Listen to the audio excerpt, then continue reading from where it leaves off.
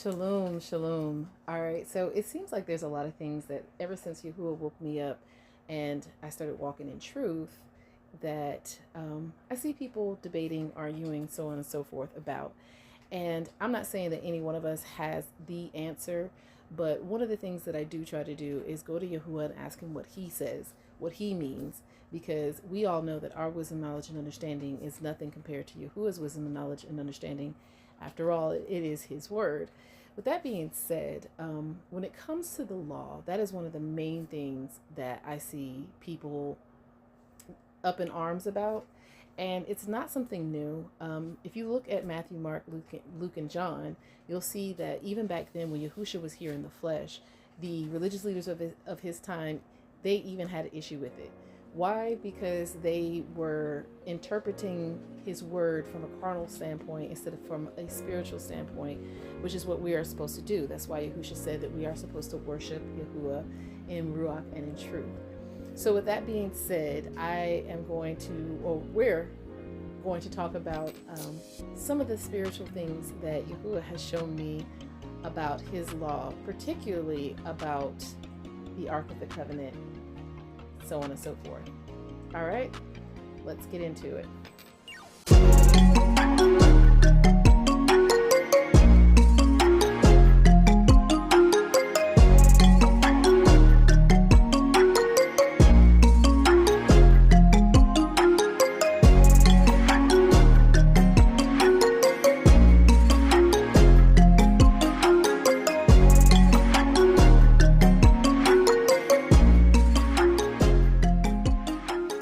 So the Ark of the Covenant, one of the scriptures about the Ark of the Covenant can be found in Exodus 25. I am actually going to start from verse 10, and if I'm not mistaken, I'll just go down to verse 23. So Exodus 25, 10 to 23. And this is the instructions that Yahuwah gave to Moses, for how to put together the pieces of the tabernacle, of the assembly while they were in the wilderness, the different ways to decorate it, so on and so forth, okay? And they shall make an ark of shittim wood, or acacia wood, depending on which translation you have. 2 cubits and a half shall be the length thereof, and 1 cubit and a half the breadth thereof, and 1 cubit and a half the height thereof. And you shall overlay it with pure gold, within and without shall you overlay it, and shall make upon it a crown of gold round about. And you shall cast 4 rings of gold for it, and put them in the 4 corners thereof. And 2 rings shall be in the one side of it, and 2 rings in the other side of it. And you shall make staves of shittim wood, and overlay them with gold. And you shall put the staves into the rings by the sides of the ark, that the ark may be borne with them. The staves shall be in the rings of the ark, they shall not be taken from it. Verse 16. And you shall put into the ark the testimony which I shall give you, and you shall make a mercy seat of pure gold. 2 cubits and a half shall be the length thereof, and 1 cubit and a half the breadth thereof. And you shall make 2 cherubim, or cherubs, of gold. Of beaten work shall you make them, in the 2 ends of the mercy seat, and make 1 cherub on the one end, and the other cherub on the other end. Even of the mercy seat shall you make the cherubim, or cherubim, on the 2 ends thereof. So basically, you have this box. On the top of the box, you have these 2 angels that are facing each other with their wings outstretched. And in between their wings, on the center portion of the top of this box, is the mercy seat, where it was said by Yahuwah, that's where his presence rested whenever the Ark of the Covenant was inside of the Holy of Holies, inside of the Tabernacle of Meeting, which is basically the makeshift temple that they had out in the wilderness before they entered into the land of Jerusalem. All right.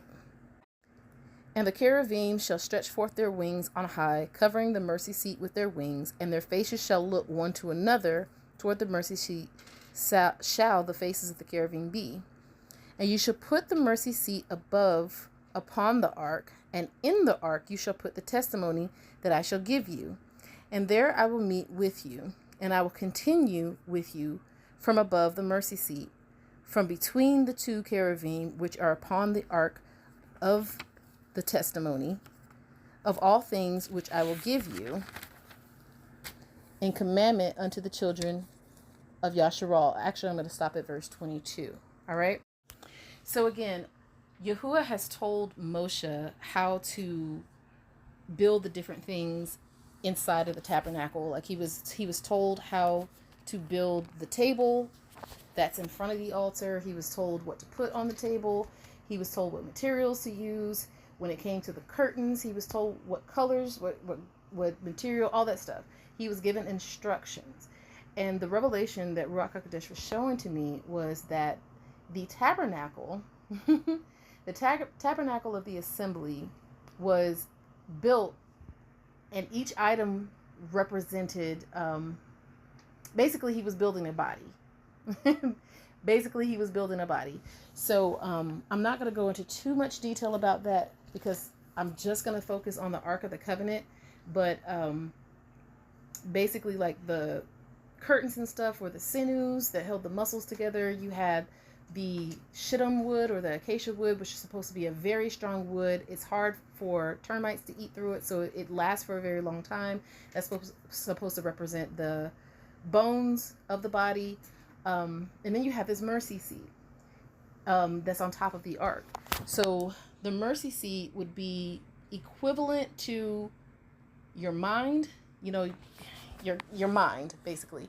The Ark of the Covenant itself, though, represents your heart. And inside of the Ark of the Covenant is the testimony that Yahuwah said that I will give unto you. All right. So I want to go to the book of Revelation for just a moment. So when you turn to Revelation 6 and 9, so this is during the time that the seals are being opened, right? And Yehukanan is being shown all these things that will come,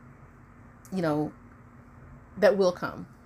And this is what verse 9 says, Revelation chapter 6. And when he had opened the fifth seal, I saw under the altar the souls of them that were slain for the word of Yahuwah and for the testimony which they held. And they cried out with a loud voice, saying, How long, O Yahuwah, holy and true, do you not judge and avenge our blood on them that dwell in the earth? And white robes were given unto every one of them, and it was said unto them that they should rest yet for a little season until their fellow servants also and their brethren that should be killed as they were should be fulfilled. So one of the first things that Yahuwah had me to do was look up the word testimony. So I'm going to give you the abstract definition, which is what it would mean in the English and in the world. But then I'm also going to give you the paleo definition. So testimony is the Hebrew word aduth or adwath. It depends on if you consider the ua to be a ua or a wav. But adawath or aduth or aduth is how you would pronounce that. It is H5715 for those that like to go and look this stuff up, which you should. H5715, okay? And the abstract is a witness, a testimony, evidence of things, witness of people. But the paleo, so there's two different things that I wrote down for the paleo. So the paleo letters are Ayin, Dalath, Ua, and Tha. Okay? So to know the way which secures the covenant, or to know the entrance of the secured covenant. So those are the two different functions of this word. Okay? Testimony. So to have a testimony is to know the way that secures the covenant. Okay? Now, Yahusha is the way, the truth, and the life. So when you know the way, you know Yahusha. Keep that in mind, okay? And then it comes from the word ad, A-D, or ayin, dalat, which is H5707. And for that one, it means to see or know the way. All right? To see or know the way. And I actually wrote on here to see or know the way / entrance / tent door. And the reason why I'm bringing that up is because if you go to Yehukanan chapter 10, I want to say verses 7 and 9. Let's see what Yahusha says about that. So verse 7 says, Then said Yahusha unto them again, Aman, aman, I say unto you, I am the door of the sheep. And all that ever came before me are thieves and robbers, but the sheep did not hear them. I am the door. By me, if any man enters in, he shall be saved and shall go in and out and find pasture. So Yahusha is this door or this way, and we know it. I apologize, I didn't look up the script, but he is the way, the truth, and the life, right? So with that being said, if a testimony is to know the way which secures the covenant, that means that the testimony is a testimony of Yahusha.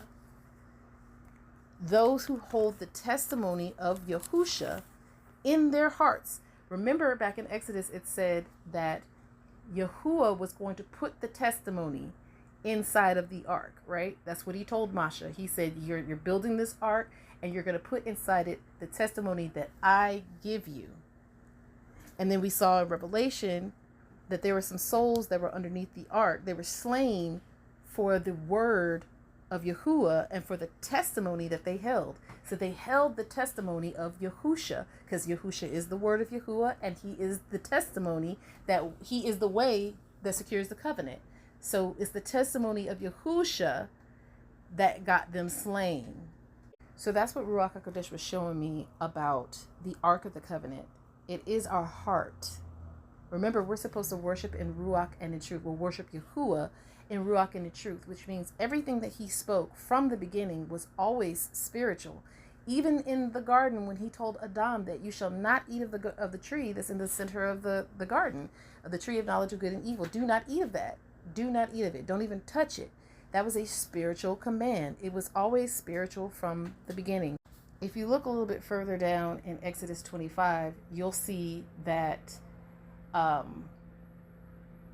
it talks about the menorah that was supposed to be at the altar. Then it talks about 7 other menorahs. So that menorah represents Yahusha. Again, he is the way, the truth, and the light, right? And then the 7 other menorahs that are like unto the main menorah are the 7 ruachs of Yahuwah that are around Yahuwah in Revelation as well. So when Yahuwah is looking down at us, think about all the times he says in his word that he looks at our heart, right? He wants us to have a heart circumcision. He looks at our heart. It's not what goes into a man that makes him unclean, but that which comes out of a man that makes him unclean. Out of the abundance of the heart, the lips speak, right? So the reason why there's such an emphasis on the heart is because your heart is the throne. That is the throne of Yahuwah. We are the temple of Yahuwah's Ruach HaKodesh. And again, I did not look up the scriptures references for these, but you should be reading his written word on your own and seeking his face on your own, to where if I speak his word, you should know it without me providing you a scripture reference. We are the temple of Ruach HaKodesh. I want to say it somewhere in Corinthians. It says that we are his temple, right? He's showing us that we were the temple from the beginning. We were always supposed to be the temple of Ruach HaKodesh, of his spirit, right? We were always supposed to be spiritual beings. So now he's showing us how to properly take care of our temple. He's telling us that when I look at you, I should see my son inside of your heart, and I should be the one reigning over you. I should be the one on the throne of your heart / the mercy seat. Yahuwah, is the one that is supposed to be on that mercy seat, because without Yahuwah, there is no mercy. That is the reason why he tells us to look at the fruit that people produce. Because if Yahuwah is not the one that's on the throne, and if Yahusha is not the testimony inside of their heart, they are not going to produce fruit. How? Because if Yahusha is the testimony inside of their heart, that means they have the Ruach of Yahuwah, correct? And it's the fruit of the Ruach that produce love, joy, peace, long-suffering, kindness, gentleness, self-control. That comes from Ruach HaKodesh. And all of that is only possible if Yahusha is the testimony in your heart. Because let's go to John chapter 6.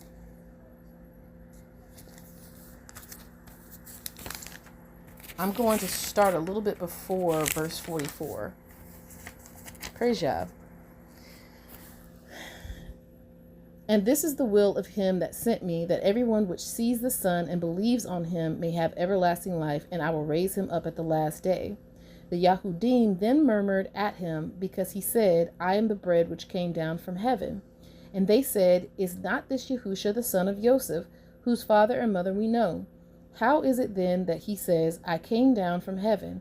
Yahusha therefore answered and said unto them, Murmur not among yourselves. No man can come to me except the Father which has sent me draws him, and I will raise him up at the last day. It is written in the prophets, and they shall all be taught of Yahuwah. Every man, therefore, that has heard and has learned of the Father comes unto me. So I'm going to stop there. Yahusha said that no man can come to him except the Father which has sent me draws him. Why is that important? Because when you go back to Exodus 25, in verse 16, Yahuwah says to Moshe, and you shall put into the ark the testimony which I shall give you. Yahusha is that testimony. Yahusha. And only Yahusha. That's the testimony. Right? Let's go back to John and read that part over again. It's John chapter 6. And let me figure out what verse it was. Verse 45. It is written in the prophets, and they shall all be taught of Yahuwah. Every man therefore has heard and has learned of the Father comes unto me.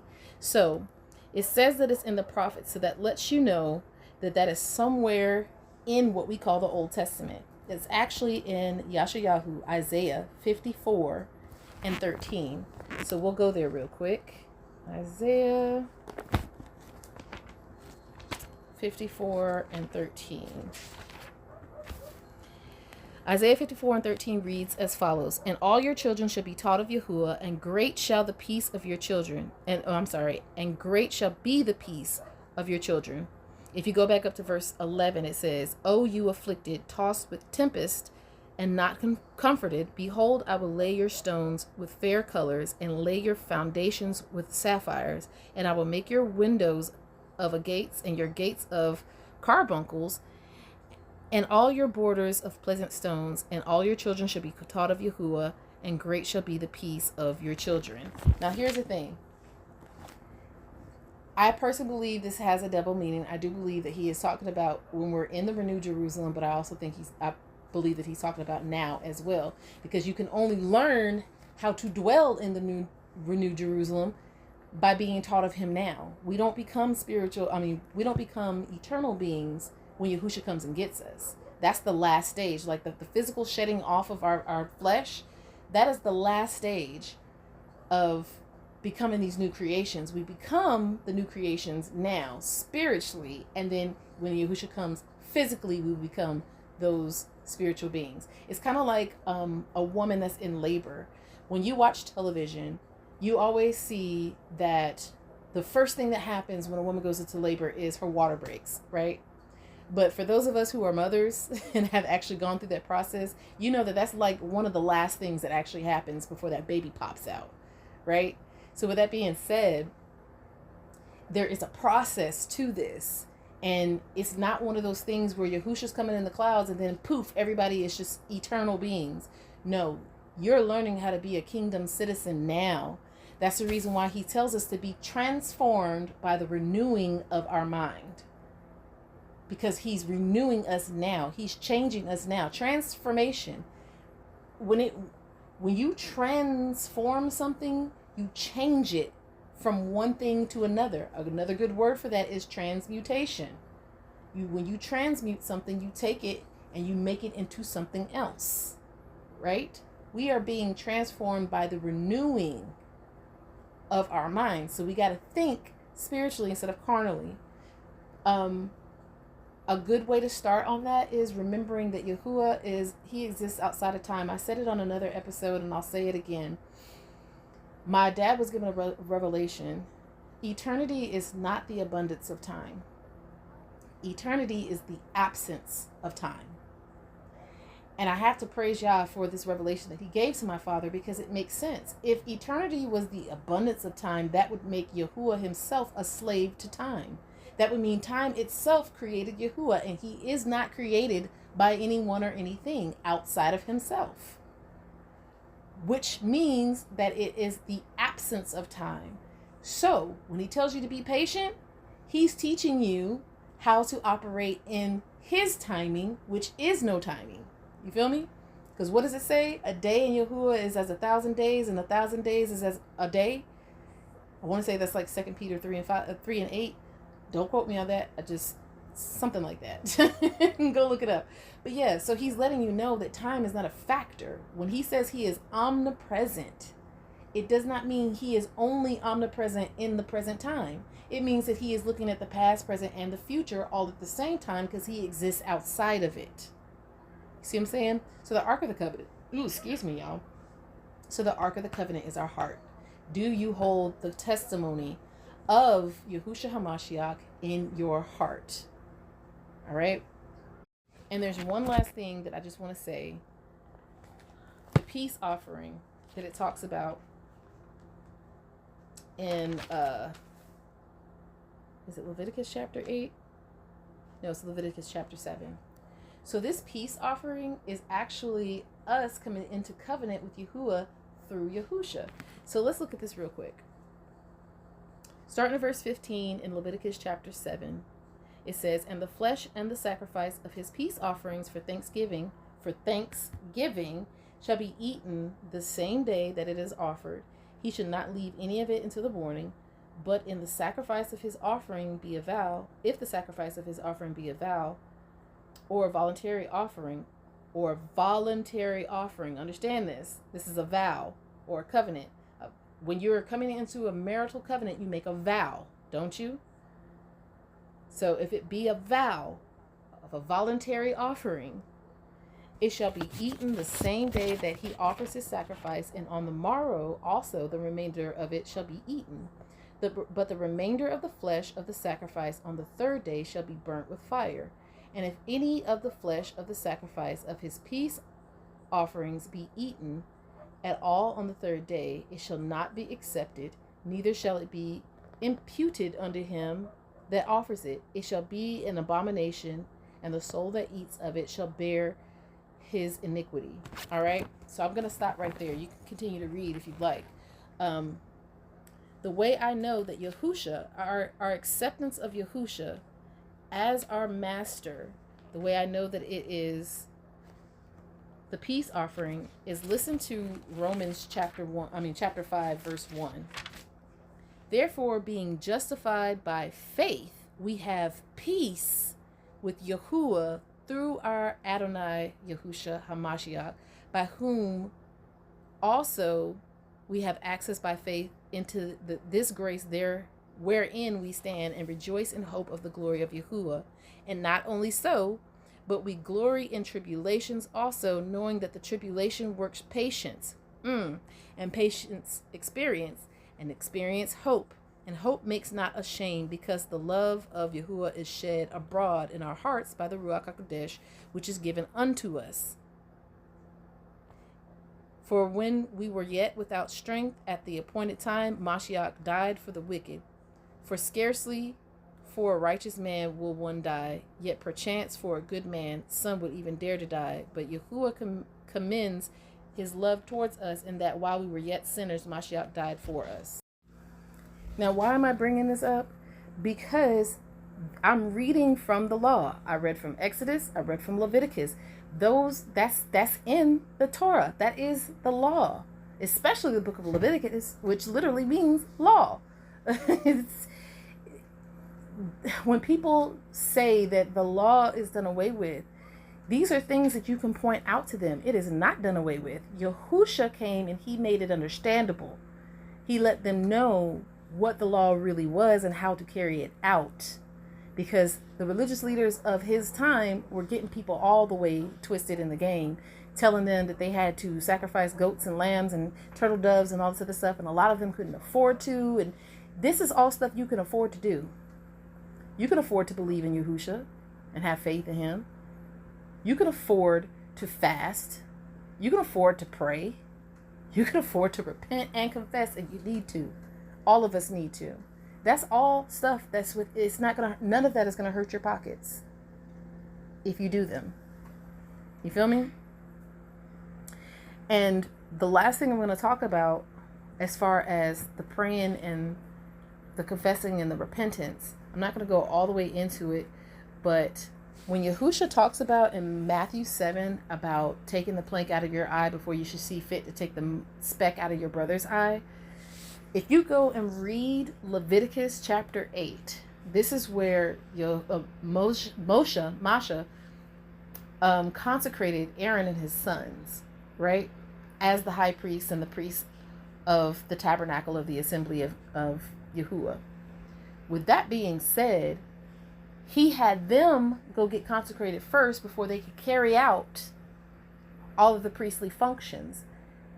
So when Yahusha is talking in Matthew 7 about taking the plank out of your eye before you can see fit to take the speck out of your brother's eye, he's telling you to do the same thing. The exact same thing. And what does Yahusha say? How do you know if you have the testimony of Yahusha in your heart and that Yahuwah is on the throne of your heart, is on your mercy seat? Yahusha said the way you know is, if you love me, keep my commands. And the interesting thing about that, before I just sit down and stop talking, Yahusha lets us know in John chapter 5 that the words that he speaks are his Father's. He doesn't come on his own will. So we'll start in verse 17 of John chapter 5. But Yahusha answered them, my Father works hitherto, and I work. Therefore the Yahudim sought the more to kill him, because he not only had broken the Shabbat, but said also that Yahuwah was his Father, making himself equal with Yahuwah. Then answered Yahusha and said unto them, Aman, aman, I say unto you, the Son can do nothing of himself, but what he sees the Father do. For what things soever he does, these also does the Son likewise. For the Father loves the Son, and shows him all things that he himself does, and he will show him greater works than these, that you may marvel. For as the Father raises up the dead and quickens them, even so the Son quickens whom he will. For the Father judges no man, but has committed all judgment unto the Son, that all men should honor the Son, even as they honor the Father. The reason why I brought that out is because there's a lot of people that says you're not supposed to worship Yahusha, you're supposed to worship the Father. Well, Yahusha himself says that all men should honor the Father, even as they honor the Son, even as they honor the Father. And he goes on to say, he that honors not the Son honors not the Father which has sent him.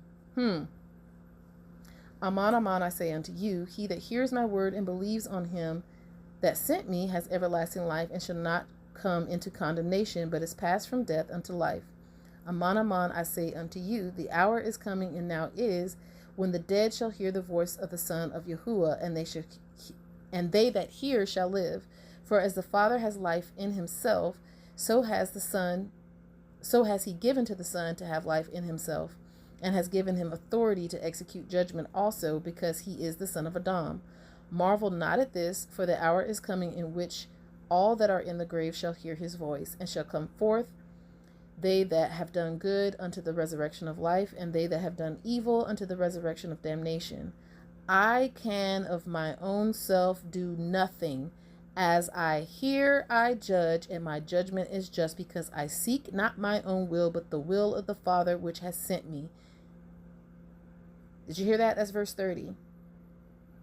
I can of my own self do nothing. So that means the words that he speaks, the things that he did, all of that is of Yahuwah. As I hear, I judge. And my judgment is just, because I seek not my own will, but the will of the Father. It's the Father's will. He did everything his Father told him to do. Right? So when Yahusha says, if you love me, keep my commands, he is talking about Yahuwah's commands. Right? Because he is the word of Yahuwah. So everything that he did was according to the word of Yahuwah, because he is the word of Yahuwah. So when he says, if you love me, keep my commands, he's talking about doing what Yahuwah says. And Yahuwah, from the beginning, told us that we are to keep the law, the spiritual law, by coming into covenant with him through his Son, Yahushua HaMashiach. That is our peace offering. That way we'll have the testimony of Yahusha. What is the testimony again? Knowing the way which secures the covenant. Yahusha is the way, the life, and the truth. You guys know where it's at. You should know where it's at anyway. So with that being said, to have the testimony is to know the way. Yahusha is the way. So Yahusha is the testimony that is in the ark, which the Ark of the Covenant represents a heart. I know I'm repeating myself over and over again, but I mean, Yahuwah does too. Because when there's something that he wants us to know, he repeats it multiple times. And this also shows you that Yahusha did not come speaking anything other than what his father gave him to say. He spoke the law. So when the religious leaders of his time kept coming against him, that's the reason why he was so harsh with them. Like, how are you a leader teaching the people the law of Yahuwah when you don't know the law? The law is spiritual. Those who worship Yahuwah must worship him in Ruach and in truth. Okay, I'm going to land that plane and not continue to go on. I think I've said it enough times to where it should be ingrained in your mind. So, Ark of the Covenant is our heart. Yahusha is the testimony that sits inside. Yahuwah is the one that sits on the throne. And that's why he looks at our hearts. That's why our heart is the most important thing. It doesn't matter what you do if your heart is not right. If Yahusha is not the testimony in your heart, you can do all the right things. But if Yahusha is not the testimony that is in your heart, you are not in covenant. You have not offered a peace offering to Yahuwah. And so you will not have peace with Yahuwah. And I know that's a hard pill to swallow, because some people think, oh, well, this person is a good person, so they should be able to enter into the kingdom because they're a good person. Yahuwah did not say good people are getting into his kingdom. And that's not my word. That's Yahuwah said that those who do the will, or Yahusha rather said, those who do the will of my Father are his family. That means you have to actually do what Yahuwah says. In order to do what Yahuwah says, you have to have his Ruach. And how do you have his Ruach? By having the testimony of Yahushua HaMashiach in your heart and being in covenant with Yahuwah through that testimony. Period. He is the way. He is the only way. And he tells us that in John chapter 10. I know I said I was going to land my plane, but things just keep coming to me. He tells us that in John chapter 10. Aman, aman, I say unto you, he that enters not by the door into the sheepfold, but climbs up some other way, the same as a thief and a robber. But he that enters in by the door is the shepherd of the sheep. To him the porter opens, and the sheep hear his voice, and he calls his own sheep by name and leads them out. And when he puts forth his own sheep, he goes before them, and the sheep follow him, for they know his voice. And a stranger will they not follow, but will flee from him, for they know not the voice of strangers. So if Yahusha is not the testimony in your heart, you are not following him. Only his sheep, only those that have his testimony in their heart are the ones that are considered his sheep. Those are the ones that know his voice. Those are the ones that are following him. Remember how I said earlier, I shouldn't have to have a scripture reference. You should know it's the word. If you knew that what I was speaking was the word of Yahuwah without me providing a scripture reference, then you have the testimony of Yahuwah in your heart, of Yahusha in your heart. You know his word. And Yahusha himself even said that, where does it say? I never knew you. Depart from me, you workers of iniquity. So he's even saying, if you don't have the testimony of Yahusha in your heart, you are a worker of iniquity. What is iniquity? Some translations it says lawlessness, which means you cannot carry out the law the correct way if Yahusha is not the testimony in your heart. That's why it's important to look at fruit, y'all. All right, I'm done. I promise.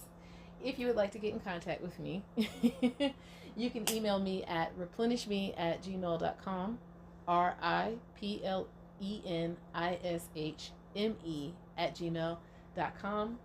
I pray that this was a good piece of manna for you guys to chew on. Please chew the cud. What does that mean? That means go back and read these scripture references. I hope you were writing them down as you were listening to this episode. Go back and read them multiple times Don't just read it one time through and then keep it moving. Read it multiple times, over and over again.